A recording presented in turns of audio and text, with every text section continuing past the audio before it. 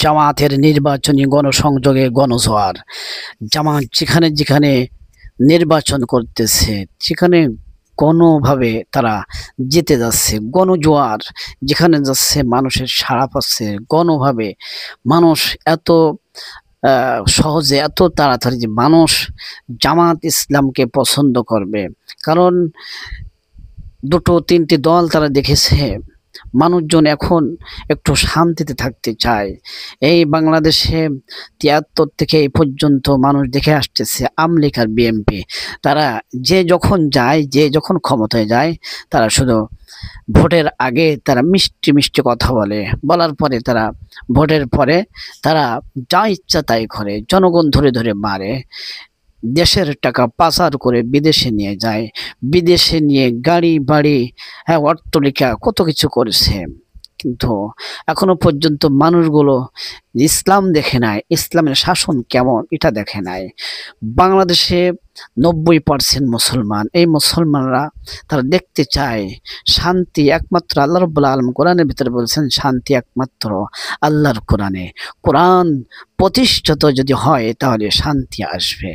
এর জন্য মানুষ এখন দেখছে, মানুষের মনের ভিতরে তৈরি হয়ে গেছে ইসলামী যে কোনো একটা ইসলামী দল যদি রাজা হয়, ইসলামী দল যদি ক্ষমতায় যায়, তাহলে শান্তি মনে হয় ফিরে আসতে পারে।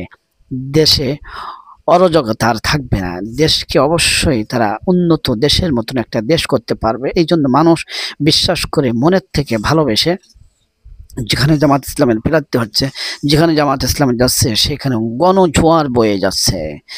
ঢাকায় বিশ্ববিদ্যালয়ে যে ভোটগুলো হয়েছে, যে সমস্ত ইউনিয়নে ভোটগুলো হচ্ছে, যেখানে ভোট হচ্ছে সেখানে সব জামাত আগে আছে। জামাত সব থেকে তাদেরকে সমর্থন বেশি করছে, ইসলামকে সমর্থন বেশি করেছে। এই জন্য অবশ্যই জামাতের গণজোয়ার চলে আসছে।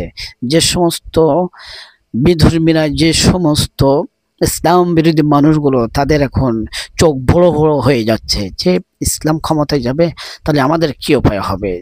সাইদি সাহেব একটা কথা বলে গিয়েছিল যে এই বাংলার জমিনে ওই সমস্ত ইসলাম বিরোধী মানুষদের নাকের ডোগার দিয়ে ইসলামের ইসলামের কালিমা, এই কালিমা পথ পথ পথ পথ করে উঠবে ইনশাআল্লাহ একদিন এই বাংলার জমিনে।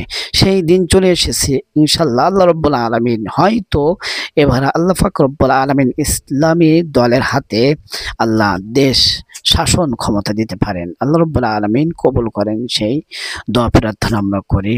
আমরা সেই দলের ভিতরে শামিল থাকবো ইনশাআল্লাহ। আল্লাহ পাক রব্বুল আলামিন আমাদের সকলকে ইসলামের দলের ইসলামের দলে আসার এবং ইসলামের দলে